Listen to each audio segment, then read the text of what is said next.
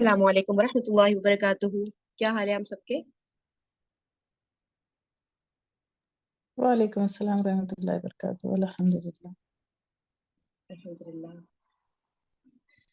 جی اچھا، پہلے تو میں آپ لوگ کو اپڈیٹ کر دوں کہ میں سیریس سیشن جن کے نالج میں نہیں ہے کہ میں کیوں نہیں لے پا رہی تھی. بیسکلی 3 دن پہلے میری ساس کا انتقال ہو گیا تھا، جس کی وجہ سے جو ہے میں پھر سیریس سیشن جو ہے وہ نہیں کنڈکٹ کر پا رہی تھی.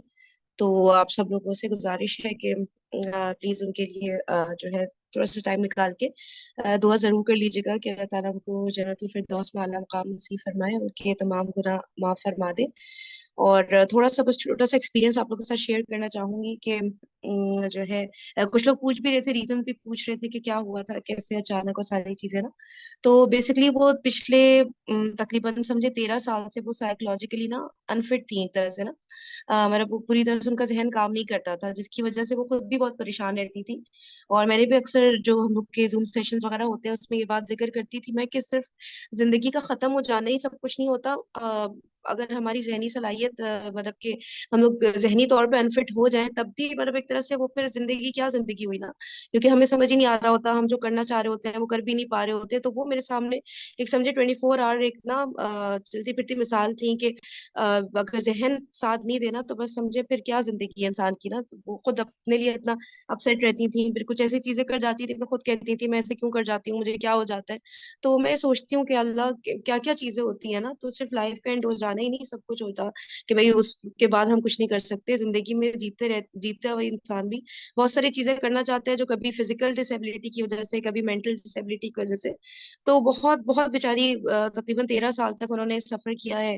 اور اس کا ریزن کیا تھا، کیوں وہ ہوئی، تو ہم لوگوں کو سمجھ تو نہیں آتا، ظاہر اللہ تعالیٰ کو پتہ ہے. لیکن ایک چیز وہی جو ہم عورتوں کا ہوتا ہے نا، برداشت کر کر کر کے جب اپنے اسپیشلی بہت زیادہ جو ہے تکلیف دیتے ہیں، غم دیتے ہیں اس طرح. تو وہ بہت وہ کرتے کرتے کرتے ایک وقت آیا تھا کہ وہ بالکل نا گیو اپ کر گئی. کیا ہوا کہ بس اس کے بعد سے پھر وہ ریکور نہیں کر پائی نا. تو بس اللہ تعالیٰ سے بہت زیادہ امید ہے، بہت زیادہ دعا ہے کہ جتنا انہوں نے برداشت کیا نا 13 سال اتنی تکلیف میں. شروع میں تو مینٹل ڈسیبلٹی تھی، لیکن پھر جو ہے آخری کے سمجھے 1.5 سال تک پھر اس طرح سے وہ چلتے چلتے گر جاتی تھی. تو فزیکلی بھی پھر مسئلے مسائل ہونا شروع ہو گئے تھے. بس پھر اللہ تعالیٰ نے سمجھے رحم فرمایا اور ان کو جو ہے بس اب اللہ تعالیٰ سے یہی دعا ہے کہ اب وہاں پہ ان کے آخری مرحلے جو ہے وہ بالکل سکون سے گزر جائے انشاءاللہ، اور جنت الفردوس میں اعلیٰ مقام اللہ تعالیٰ ان کو نصیب فرما دے. اور بس اپنا اگر میں ایکسپیرینس بتاؤں تو ظاہر ہے اس وقت میں جس کمرے میں بیٹھی ہوں تو میں سوچ رہی ہوں کہ مجھے پتہ بھی نہیں تھا برابر والے کمرے میں ملک الموت آیا ہوا تھا اور ان کی روح قبض ہو رہی تھی. تو یہ سب چیزیں جب ریکال کرتی ہوں اور سوچتی ہوں تو اتنا زیادہ وہ فیل ہو رہا ہوتا ہے کہ بس ابھی تو ان کی باری تھی. اب مجھے نہیں پتا کتنے سال اور کتنے دن اور کتنے سیکنڈ اور کچھ نہیں پتا ہوتا ہمیں، اور بس وہ ملک الموت نے آ جانا ہے اور ظاہر ہے میری زندگی بھی ختم ہو جانی ہے.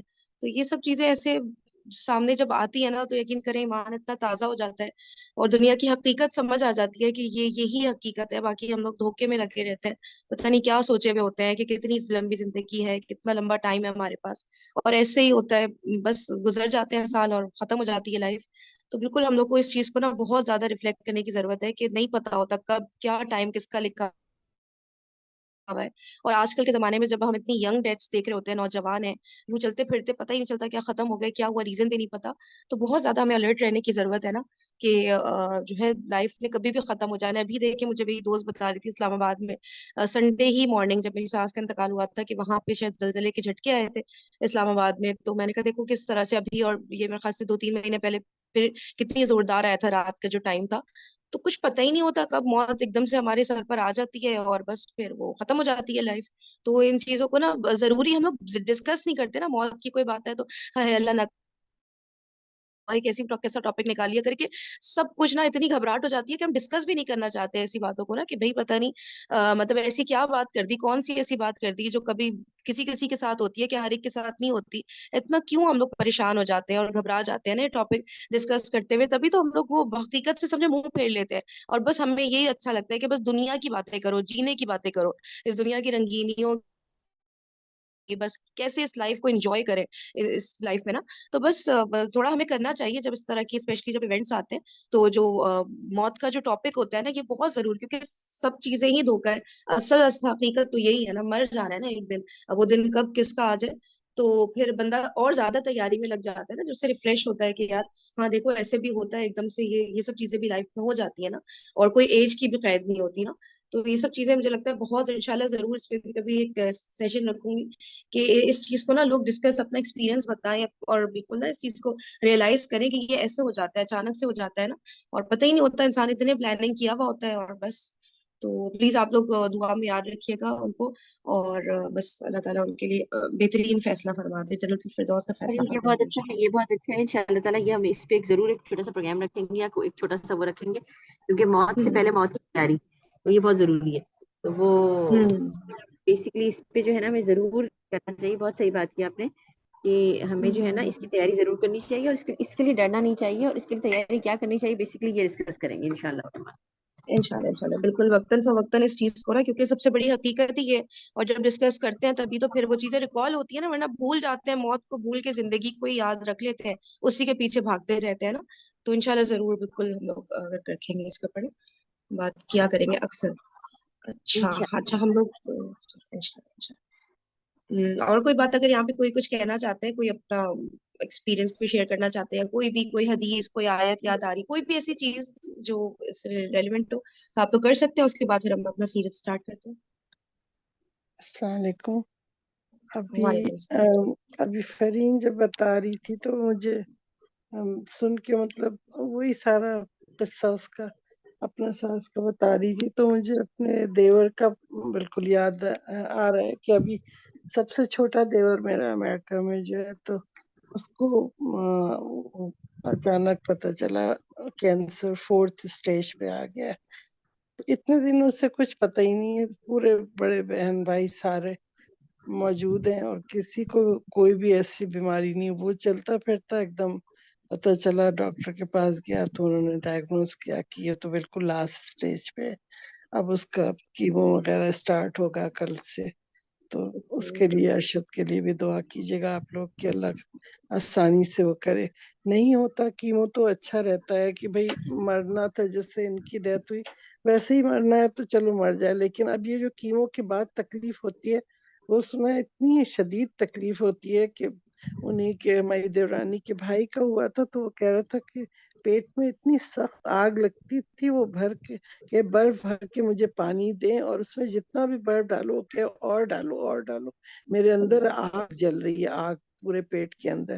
تو اب وہ جب اس کا اسٹارٹ ہوگا تو وہ سوچ سوچ کے ہم لوگ کو ہو رہا ہے. ایک تو سارے بہن بھائیوں کا سب سے چھوٹا ہے، تو ذرا مطلب کافی چھوٹی ایج سے میں نے اس کو دیکھا ہوا ہے، تو بہت ہی تکلیف ہو رہی ہے سوچ کے کہ اب ہر دن اس کو کتنی تکلیف ہوگی، کتنا پین. مطلب یہ علاج اتنا برا ہے یہ کیمو کا. یہ کیمو دیا جاتا ہے جب تو جتنے دنوں بعد جانے سے پہلے. ابھی میری فرینڈ کی یاسمین کی ڈیتھ ہوئی تھی تو وہ بھی یہی کہتی تھی کہ 2 دن پہلے سے مجھے ڈر لگتا تھا پرسوں میری کیمو ہے. تو وہ کیمو ہونا ہی اتنا تکلیف دہ ہوتا ہے. تو اللہ تعالیٰ بچائے ہر ایک کو ہر ایسی مصیبت سے نا، جب اللہ کو اور کتنا اٹھانا ہے. کامن بھی ہو گیا ہے نا کینسر، تو لگتا ہے ہر دوسرے بہت تیسرے بندے کو بس ڈائگنوز ہوا چل بہت رہا ہے. بس اللہ تعالیٰ چلتے پھرتے ہی اٹھا لے ہم سب کو کہ ایمان کے ساتھ اٹھائے، لیکن اتنی تکلیفوں کے ساتھ نہیں. بس اللہ معاف کرے. واقعی میں چلے پتہ ہی نہیں چلیے ہوتا نا کلاس لائف اسٹارٹ. کیا. جی چلے لائف کدھر کلاس ٹرن لے اسٹارٹ. لے بالکل. اور کوئی اگر کچھ اپنا کوئی بات کہنا چاہ رہا ہے تو کہہ سکتا ہے، پھر ہم اسٹارٹ کرتے ہیں. اچھا ہم لوگ غزوہ احد ریڈ کرے تھے نا، میں تو لے کے چلتی ہوں.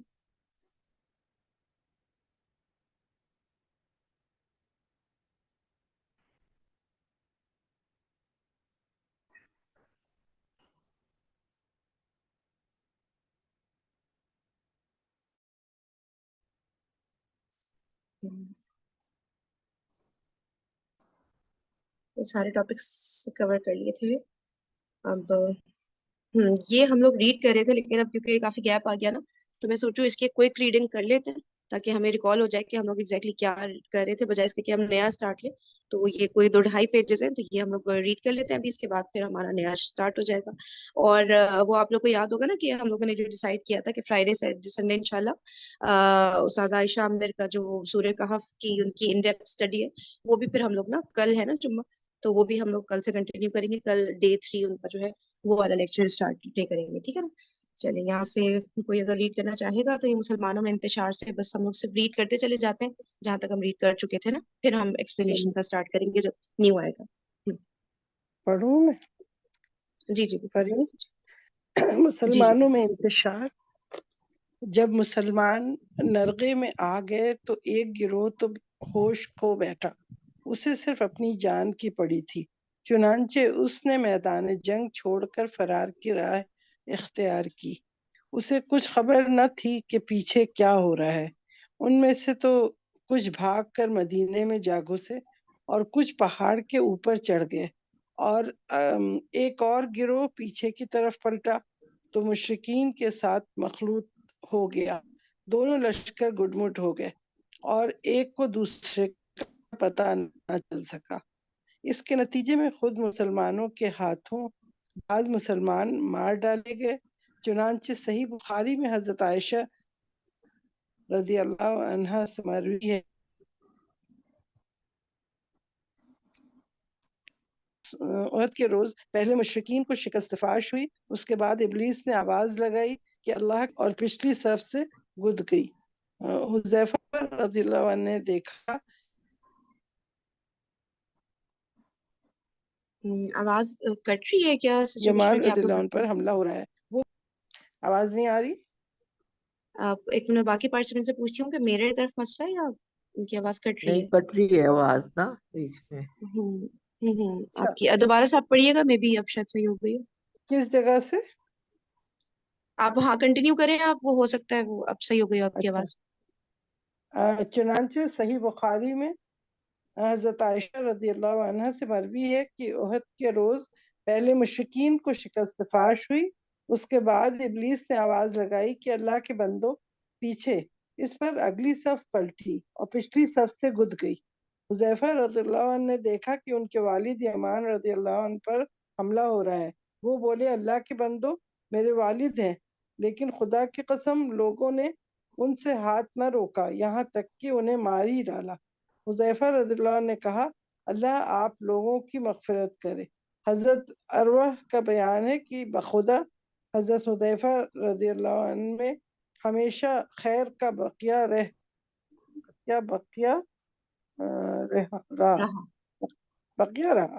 یہاں تک کہ وہ اللہ سے جا ملے۔ فرین آپ اچھا بتائیں۔ یہاں پہ نا ہاں تھوڑا سا میں وہ جو ہے پیچھے کا بیک گراؤنڈ بتا دیتی ہوں، کیونکہ ایک دم سے کئی دنوں بعد ریڈنگ کر رہے ہیں نا۔ اچھا غزوہ احد میں جو ہم لوگ پڑھ رہے تھے اس میں یہی تھا نا کہ جو ہے مسلمان بہت بہترین طریقے سے فائٹ کر رہے تھے، تو ایسا کہ جو مشرکین جو لشکر آیا تھا قریش کا مکہ سے، اس کو واپس بھاگنا پڑ گیا تھا نا، تو وہ بالکل واپس بھاگ رہے تھے سب کے سب ڈر کے مارے، کیونکہ مسلمان تو پیدر پہ قتل کیے چلے جا رہے تھے ان کے لوگوں کو۔ تو پھر جو ہے اس کے بعد یہ ہوا تھا، وہ جو جبل رمات جو چھوٹی پہاڑی تھی نا جس پر 50 تیر انداز رسول پاک صلی اللہ علیہ وسلم نے کھڑے کیے تھے، اور ان کو کہا تھا کہ ان کو بالکل بھی وہاں سے ہلنا نہیں ہے، چاہے مسلمانوں کو شکست ہو، چاہے مسلمانوں کو جیت ہو، چاہے کچھ بھی ہو جائے، انہوں نے وہ جگہ نہیں چھوڑنی ہے جب تک رسول پاک صلی اللہ علیہ وسلم انہیں خود نہیں کہتے کہ اب وہ اتر سکتے ہیں نا۔ تو یہ کلیئر کٹ انسٹرکشن بہت اچھی طرح سے ان کو دیے تھے۔ لیکن پھر ہوا یہ تھا کہ جب یہ مشرکین بھاگنے لگ گئے تو پھر وہ ظاہر ہے جیسے مال غنیمت سمیٹنے کا ایک سلسلہ سٹارٹ ہو جاتا ہے نا، تو وہ کچھ مسلمانوں نے کر دیا تھا جو کہ گراؤنڈ پر تھے مسلمان نا، تو انہوں نے کر دیا۔ تو ان لوگوں نے بھی دیکھا جو جبل رمات پر تھے کہ بھائی یہ تو مشرکین تو بھاگ رہے ہیں، پھر یہاں پہ مال غنیمت سمیٹا جا رہا ہے، تو ٹھیک ہے ہم بھی اس میں نیچے اتر کے یہی کر لیتے ہیں۔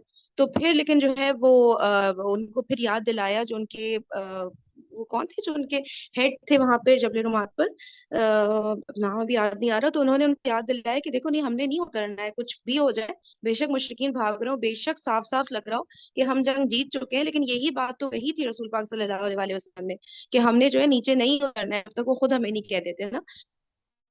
تو لیکن پھر وہی ایک جو ہے ایک کنفیوژن کا سا ماحول اس وقت کریٹ ہو گیا، اور کچھ لوگ اسی بات پر تقریباً بتایا جاتا ہے کہ 40 کے قریب اتر گئے تھے جو تیر انداز تھے نا پہاڑ کے اوپر، تو وہ اتر گئے تھے، ان کو تھا کہ نہیں یہ حضور پاک صلی اللہ علیہ وسلم کا تب تک کا ہی فیصلہ ہوگا کہ بھائی جب تک ہم جنگ نہیں جیتے، ٹھیک ہے۔ تو ایک کنفیوژن کئی اسٹیٹمنٹس آ رہے تھے مطلب اس وقت نا، تو وہ جو ہے تقریباً 9 کے قریب لوگ پیچھے رہ گئے جبل رمات پہ، اور باقی جو تھے سب کے سب اتر گئے نا۔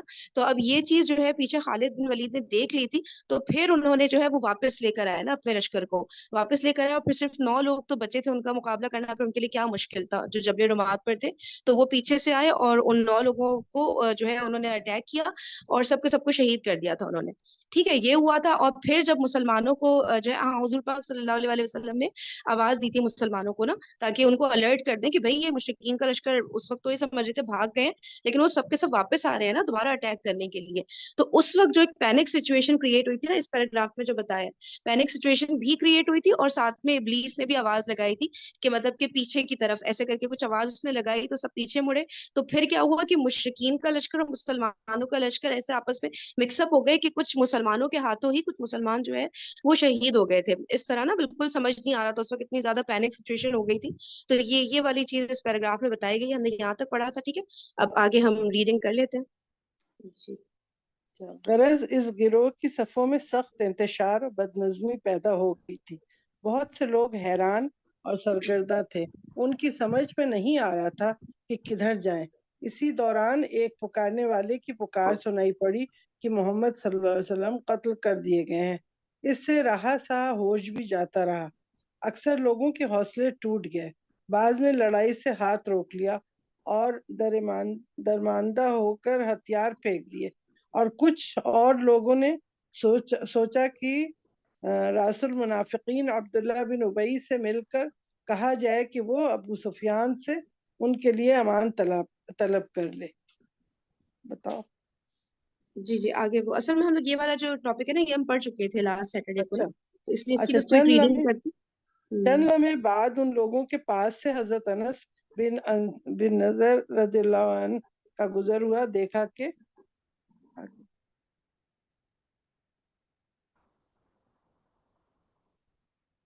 आगे करो। जी, आया नहीं चेंज हुआ आपके पास? थोड़ा देखा स्क्रीन कि आगे हाथ पीछे पर कर। देखा कि हाथ पर हाथ धरे पड़े हैं। पूछा कि पूछा पूछा काहे का इंतजार है, किस चीज का इंतजार है, यानी जवाब दिया कि रसूलुल्लाह सल्लल्लाहु अलैहि वसल्लम कत्ल कर दिए गए। हजरत अनस रदियल्लाहु अन्हु बिन नजर ने कहा कि तो अब आप सल्लल्लाहु अलैहि वसल्लम के बाद तुम लोग जिंदा रहकर क्या करोगे? उठो और जिस चीज पर रसूलुल्लाह सल्लल्लाहु अलैहि वसल्लम ने जान दी है उसी पर तुम भी जान दे दो। इसके बाद कहा, ए अल्लाह, इन लोगों ने यानी मुसलमानों ने जो कुछ किया है इस पर मैं तेरे हुजूर माजरत करता हूँ, और इन लोगों ने यानी मुशरिकीन ने जो कुछ किया है इससे बरात इख्तियार करता हूँ। और ये कहकर आगे बढ़ गए। आगे हजरत साद बिन मुआद रदियल्लाहु अन्हु से मुलाकात हुई। उन्होंने दरियाफ्त किया, अबू बकर रदियल्लाहु अन्हु कहाँ जा रहे हो? हजरत अनस रदियल्लाहु अन्हु ने जवाब दिया, आहा, जन्नत की खुशबू का क्या कहना। ऐसा मैं उसे उहद के परे महसूस कर रहा हूँ। इसके बाद और आगे बढ़े और मुशरिकीन से लड़ते हुए शहीद हो गए। खात्मा जंग के बाद उन्हें पहचाना न जा सका, हत्ता कि उनकी बहन ने उन्हें महज उंगलियों के फोड़ से पहचाना। उनको नेज़े, तलवार और तीर के 80 से ज्यादा जख्म आए थे। इस तरह साबित बिन दहदा रदियल्लाहु अन्हु ने अपनी कौम को पुकार कर कहा, अगर मोहम्मद सल्लल्लाहु अलैहि वसल्लम कत्ल कर दिए गए हैं तो अल्लाह तो जिंदा है, वो तो नहीं मर सकता। तुम अपने दीन के लिए लड़ो, अल्लाह तुम्हें फतह और मदद देगा। इस पर अंसार की एक जमात उठ पड़ी और हजरत साबित रदियल्लाहु अन्हु ने उनकी मदद से खालिद के रिसाले पर हमला कर दिया, और लड़ते लड़ते हजरत खालिद के हाथों नेज़े से शहीद हो गए। उन्हीं की तरह उनके रफ़्क़ा ने उन्होंने भी लड़ते लड़ते जाम शहादत नोश किया।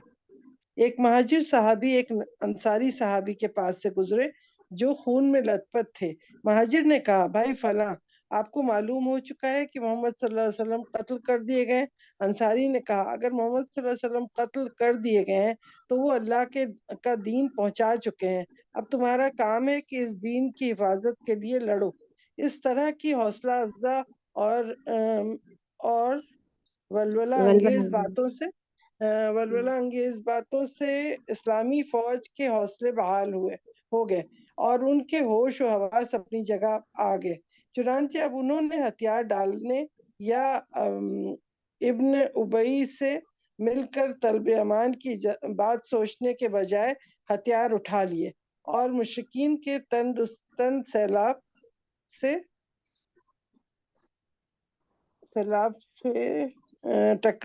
ٹکرا کر ان کا گھیرا توڑنے اور مرکز قیادت تک راستہ بنانے کی کوشش میں مصروف ہو گئے۔ اسی دوران یہ بھی معلوم ہو گیا کہ اللہ کے رسول صلی اللہ علیہ وسلم کے قتل کی خبر محض جھوٹ اور گڑنت ہے۔ اس سے ان کی قوت اور بڑھ گئی اور ان کے حوصلے اور ولولوں میں تازگی آ گئی۔ چنانچہ وہ ایک سخت اور خونریز جنگ کے بعد گھیرا توڑ کر نرغے سے نکلنے اور ایک مضبوط مرکز کے گرد جمع ہونے میں کامیاب ہو گئے۔ اسلامی لشکر کا ایک تیسرا گروہ وہ تھا جسے صرف رسول اللہ صلی اللہ علیہ وسلم کی فکر تھی۔ یہ گروہ گھیراؤ کی کارروائی کا علم ہوتے ہی رسول اللہ صلی اللہ علیہ وسلم کی طرف پلٹا۔ ان میں سر فہرست ابوبکر صدیق، عمر بن خطاب اور علی بن ابی طالب رضی اللہ عنہم اجمعین وہ تھے۔ یہ لوگ مقاتلین کی صف اول میں بھی سب سے آگے تھے، لیکن جب نبی صلی اللہ علیہ وسلم کی ذات گرامی کے لیے خطرہ پیدا ہوا تو آپ صلی اللہ علیہ وسلم کی حفاظت و دفاع کرنے والوں میں بھی سب سے آگے آ گئے۔ اور آگے بھی جی آگے پڑھ لیتے ہیں، یا اگر کوئی اور پڑھنا چاہے آپ تک گئی ہوں گی تو کوئی اور بھی یہاں سے پڑھ سکتا ہے۔ کسی کو پڑھنا ہے؟ انمیوٹ کر سکتے ہیں اگر کوئی پڑھنا چاہ رہا ہے آگے سے۔ چلے پھر آپ اگر پڑھ سکتی ہیں تو آپ آگے ایک ایک پیراگراف پڑھ پھر چلو پڑھ لیتی ہوں۔ رسول اللہ صلی اللہ علیہ وسلم کے گرد خونریز معرکہ۔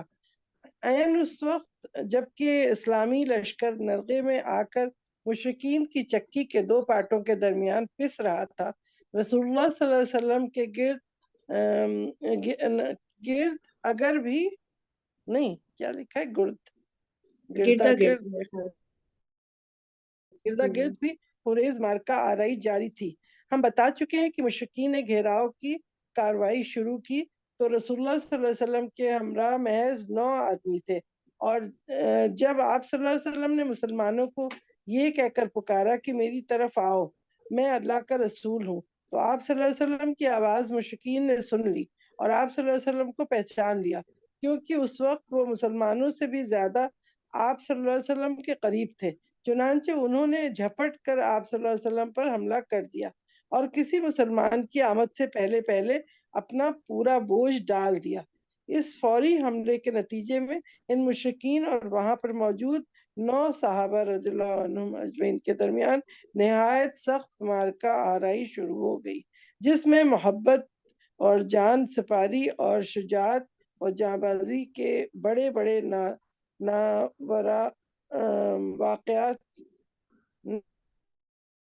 نادر واقعات پیش آئے۔ صحیح مسلم ہے حضرت انس رضی اللہ عنہ سے روایت۔ جی تھوڑا سا میں آپ یہاں پہ تھوڑا سا ایکسپلین کر دیتے ہیں، ٹھیک ہے، یہ نیا ہم ریڈ کر رہے ہیں، ٹھیک۔ اچھا، اب اس میں بتا رہے ہیں کہ اسلامی لشکر جو ہے مشرکین کے درگے میں تھا، یعنی مشرکین نے پورا گھیرا ہوا تھا اسلامی لشکر کو، جو مسلمانوں کا لشکر تھا، اور پھر بتا رہے ہیں کہ ساتھ ہی رسول اللہ صلی اللہ علیہ وسلم وہ تھوڑا سا ڈسٹینس پر تھے نا، تو وہاں پر بتا رہے ہیں کہ ان پر بھی جب انہوں نے یہ کیا تھا نا کہ رسول پاک صلی اللہ علیہ وسلم کے پاس 2 آپشن تھے نا، یا تو وہ جو انہوں نے دیکھ لیا تھا کہ بھائی خالد بن ولید اور سب جو ہے پورا مشرکین کا لشکر پوری تیاری کے ساتھ واپس آ رہا ہے نا، پلٹ چکا ہے دوبارہ مسلمانوں پہ اٹیک کرنے کے لیے، تو اس وقت وہ یہ کر سکتے تھے کہ ان کے پاس جو ہے 9 صحابہ تھے، تو وہ ان کے ساتھ جو ہے اپنی جان بچانے کے لیے وہاں سے بھاگ جاتے، یا پھر یہ کہ انہوں نے ان کے پاس دوسرا آپشن یہ تھا کہ بھائی مسلمانوں کو الرٹ کرے کہ ان کو پتا تو چلے، ان کو تو پتا بھی نہیں تھا پیچھے مشرکین کا لشکر واپس آ رہا ہے نا، تو پھر انہوں نے اسی آپشن کو چوز کیا اور انہوں نے سب مسلمانوں کو آواز دی کہ بھائی مشرکین کا لشکر واپس آ رہا ہے، تو سب وہاں پر الرٹ ہو جائے نا، تو اب ان کا آواز دینا ایسا ہوا کہ جو ہے مشرکین جو تھے وہ مسلمانوں سے زیادہ قریب تھے ان کے، تو ان کی آواز مشرکین تک پہلے پہنچ گئی نا، تو اس طرح مشرکین مشرکین کو پتہ چل گیا کہ کیونکہ سب سے بڑا ٹارگیٹ تو مشرکین کا رسول پاک صلی اللہ علیہ وسلم ہی تھے نا، اس کے بعد باقی لوگ تھے نا، کہ باقیوں کو بھی جو ہے وہ شہید تو کرنا چاہ ہی رہے تھے، لیکن مین ٹارگیٹ ان کو یہی تھا نا کہ اسلامی دعوت جو اسٹارٹ ہو رہی ہے، جو اتنا زیادہ پھیل رہی ہے، جو اتنا زیادہ اس پہ کام ہو رہا ہے، تو وہ اسٹارٹ تو رسول پاک صلی اللہ علیہ وسلم سے ہی ہوئی تھی نا، وہی اس پیغام کو لے کر آئے تھے نا، اللہ تعالیٰ کی توحید کا پیغام کو، اسلام کے پیغام کو، تو ظاہر سی بات ہے وہی مین ٹارگیٹ تھے نا. تو وہ ان سب کو پتہ چل گیا کہ بھائی ان کی تو یہ لوکیشن ہے، تو سب وہاں پر دوڑے نا، جو مشرکین کے لشکر کے کچھ لوگ تھے، مطلب وہ سب ان کے اوپر اٹیک کرنے کے لیے وہاں پر دوڑے. تو پھر اس طرح اور جو ہے مسلمان لوگوں کو بھی الرٹ ہو گیا ایٹ دا سیم ٹائم نا، کہ بھائی یہ تو واپس آ رہے ہیں. پھر بتا رہے ہیں کہ وہاں پر جو ہے انہوں نے کیا یہاں پہ ورڈ یوز ہوا ہے، آپ صلی اللہ علیہ وسلم پر حملہ کر دیا. ہاں، انہوں نے جھپٹ کر آپ صلی اللہ علیہ وسلم پر حملہ کر دیا، اور اس سے پہلے کہ کوئی مسلمان آتا ان کی پروٹیکشن کے لیے ان پر اپنا پورا کا پورا بوجھ ڈال دیا نا. اور اس فوری حملے کے نتیجے میں بتا رہے ان مشرکین اور وہاں پر موجود 9 صحابہ کے درمیان نہایت سخت مارکا آرائی شروع ہو گئی. ظاہر ہے صحابہ تو جان دینے کے لیے بھی تیار تھے رسول پاک صلی اللہ علیہ وسلم کے لیے، تو انہوں نے پوری کوشش کی ہوگی ان کو پروٹیکٹ کرنے کی. پھر اس میں بتا رہے کئی میجر جو ہے ایونٹس وہاں پر آئے پلیس ہوئے تھے، تو وہ میرے خیال سے آگے اس کی ڈیٹیلز آگے پڑھتے ہیں. صحیح مسلم میں حضرت انس رضی اللہ عنہ سے روایت ہے کہ احد کے روز رسول اللہ صلی اللہ علیہ وسلم 7 انصار اور قریشی صحابہ کے ہمراہ الگ تھلگ رہ گئے تھے. جب حملہ آور آپ صلی اللہ علیہ وسلم کے قریب بالکل قریب پہنچ گئے تو آپ صلی اللہ علیہ وسلم نے فرمایا، کون ہے جو انہیں ہم سے دفع کرے اور اس آگے بڑھ اور اس کے لیے جنت ہے، یعنی مدد کے لیے انہوں نے صحابہ کو پکارا، یا یہ فرمایا کہ وہ جنت میں میرا رفیق ہوگا. اس کے بعد ایک انصاری صحابی آگے بڑھے اور لڑتے لڑتے شہید ہو گئے. اس کے بعد پھر مشرکین آپ صلی اللہ علیہ وسلم کے بالکل قریب آ گئے اور پھر یہی ہوا. اسی طرح باری باری 7 انصاری صحابی رضی اللہ عنہم اجمعین شہید ہو گئے. اس پر رسول اللہ صلی اللہ علیہ وسلم نے اپنے وہ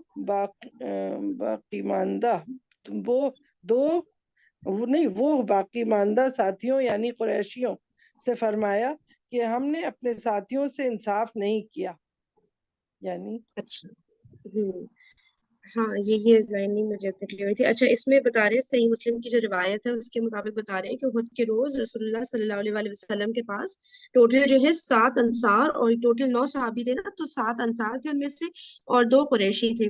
اچھا، پھر جو ہے حملہ آور جو ہے آپ صلی اللہ علیہ وسلم کے جب قریب بالکل آ گئے تو پھر رسول اللہ صلی اللہ علیہ وسلم نے جو ہے کہا کہ بھئی کون ہے کہ جو ان کو جو ہے دور کر دے رسول پاک صلی اللہ علیہ وسلم سے، اور جو ایسا کرے گا اس کے لیے جنت ہے.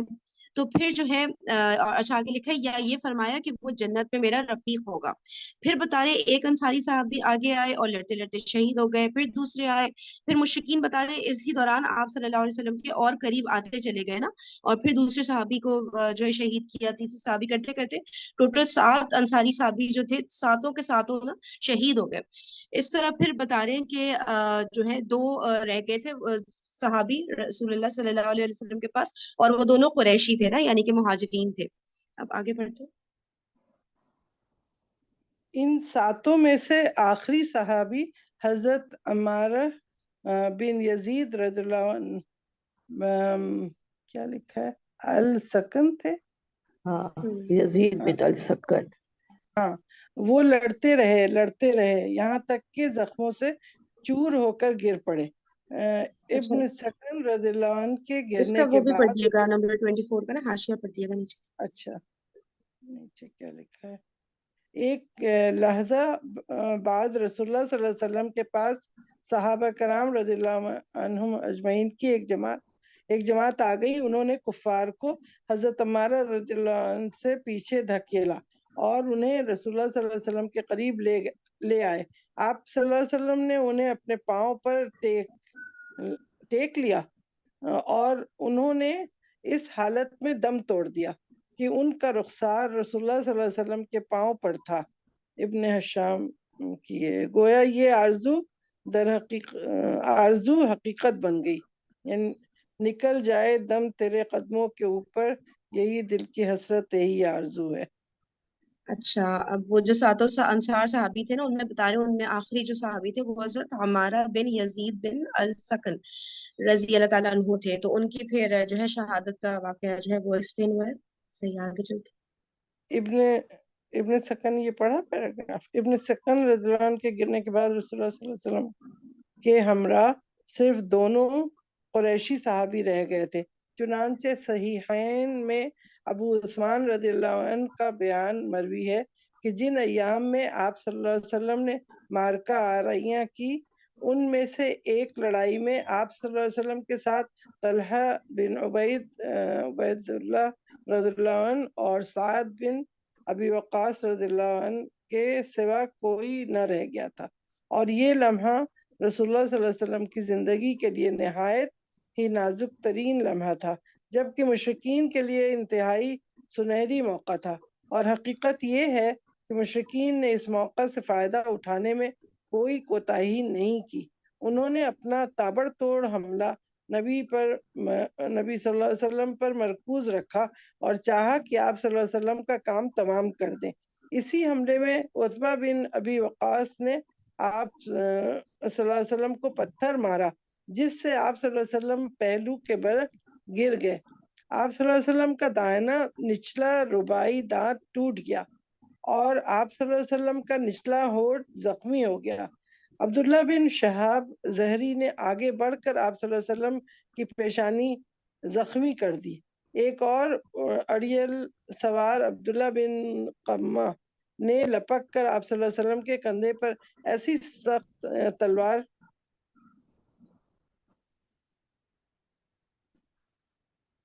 ماری کہ آپ صلی اللہ علیہ وسلم 1 مہینے سے زیادہ عرصے تک اس کی تکلیف کو محسوس کرتے رہے. البتہ آپ صلی اللہ علیہ وسلم کی دوہری زرہ نہ کٹ سکی. اس کے بعد اس نے پہلے ہی کی طرح پھر ایک زوردار تلوار ماری جو آنکھ سے نیچے کی ابھری ہوئی ہڈی پر لگی، اور اس کی وجہ سے خود 27 کی 2 کڑیاں. یہ کیا لکھا؟ خود کا وہ میننگ بتایا نیچے حاشیہ میں نا، خود کسے کہتے ہیں. کیا معنی ہے دیکھیں، یہ نیچے لکھا ہوا ہے، نیچے 27 نمبر پڑھیے گا. خود لوہے یا پتھر کی ٹوپی جسے کہ جنگ میں سر اور چہرے کی حفاظت کے لیے اوڑھا جاتا ہے. اچھا، کوئی کیپ پہنتے ہیں لوہے کی. ہیلمٹ جی، جیسی ہیلمٹ چیز، سے اس کو تھوڑا ہیلمٹ اس زمانے میں بھی ہوتی تھی. اور اس کی وجہ سے خود کی 2 کڑیاں چہرے کے اندر گھس گئیں. ساتھ ہی اس نے کہا، اسے لے میں قمہ توڑنے والے کا بیٹا ہوں. رسول اللہ صلی اللہ علیہ وسلم نے چہرے سے خون پوچھتے ہوئے فرمایا، اللہ تجھے توڑ ڈالے. صحیح بخاری میں اس کو بھی پڑھنا ہے. 28 کا کیا دیا ہے نیچے؟ 28. جی اللہ نے آپ صلی اللہ علیہ وسلم کی یہ دعا سن لی. چنانچہ ابن عائز سے روایت ہے کہ ابن قمہ جنگ سے گھر واپس جانے کے بعد اپنی بکریاں دیکھنے کے لیے نکلا تو یہ بکریاں پہاڑ کی چوٹی پر ملی. یہ شخص وہاں پہنچا تو ایک پہاڑی بکرے نے حملہ کر دیا اور سینگ مار مار کر پہاڑ کی بلندی سے نیچے لڑکا دیا. اور طبرانی میں کی روایت ہے کہ اللہ نے اس پر ایک پہاڑی بکری مسلط کر دیا جس نے سینگ مار مار کر اسے ٹکڑے ٹکڑے کر دیا. اور یہ سب صحیح بخاری میں سب روایت ہے. صحیح. اچھا، اب اس میں کہاں سے ہم نے کہا، اب جو ہے بتا رہے ہیں رسول پاک صلی اللہ علیہ وسلم کے پاس 2 قریشی صحابی رہ گئے تھے. اور یہ جو آگے لکھا ہے نا چنانچہ صحیحین، یہ جو پیراگراف کی 2nd لائن ہے، تو یہ بیسیکلی صحیح بخاری اور صحیح مسلم کو ملا کے کہا جاتا ہے صحیحین. تو اس میں بھی روایت ہے کہ جو ہے رسول پاک صلی اللہ علیہ وسلم کے ساتھ طلحہ بن عبید اللہ رضی اللہ تعالیٰ عنہ اور سعد بن ابی وقاص رضی اللہ تعالیٰ عنہ، یہ دونوں صحابی رہ گئے تھے. 7 انصاری صحابی تو شہید ہو گئے تھے نا، 2 قریشی صحابی رہ گئے تھے. تو ان دونوں کا یہاں پہ نام بتایا ہے. اور پھر بتا رہے ہیں بہت ہی نازک مرحلہ تھا اس وقت رسول پاک صلی اللہ علیہ وسلم کے لیے، بہت ڈینجرس سچویشن تھی.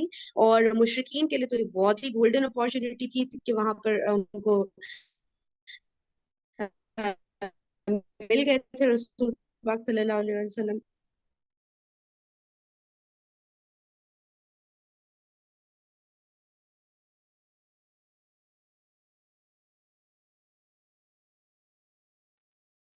آواز ختم ہو گئی کیا؟ ہاں آواز نہیں آ رہی. آپ صلی اللہ علیہ وسلم کو بتایا نیلا ربائی جو تھا وہ ٹوٹ گیا اس لیے. اچھا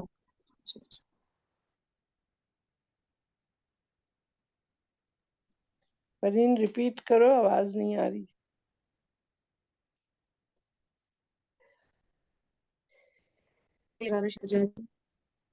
پرہیز جی جی آ رہی ہے آواز اب؟ آئے اب شروع کرو گے تو آئے گی. اچھا اچھا جی بتائیے گا. میں بول رہی ہوں تو آواز آ رہی ہے؟ اب شروع ہوئی، بولو. اچھا اچھا سیشن کا ٹائم. اچھا نہیں سیشن کا ٹائم نا بالکل ہی اینڈ ہو رہا ہے اب نا. وہ میں بات شروع کروں گی بیچ میں ختم ہو جائے گی تو انشاءاللہ پھر ہم اس کو کل کنٹینیو کرتے ہیں. اور کل اس طرح سے کریں گے کہ 20 منٹ کا ہمارا یہ والا سیشن ہوگا سیرت کا جمعے کے دن کا. اس طرح سے رکھا ہے تاکہ وہ سورہ کہف کی جو ان ڈیپتھ اسٹڈی ہے وہ لاسٹ 20 منٹس میں کور ہو جائے. تو 5:10 سے 5:30 انشاءاللہ سیرت، اور 5:30 سے 5:50 انشاءاللہ عائشہ عامر کی جو سورہ کہف کی ان ڈیپتھ اسٹڈی ہے. ٹھیک ہے تو پھر انشاءاللہ کل ملاقات ہوتی ہے. سبحانک اللہم و بحمدک نشہد ان لا الہ الا انت نستغفرک و نتوب الیک. السلام علیکم ورحمۃ اللہ وبرکاتہ.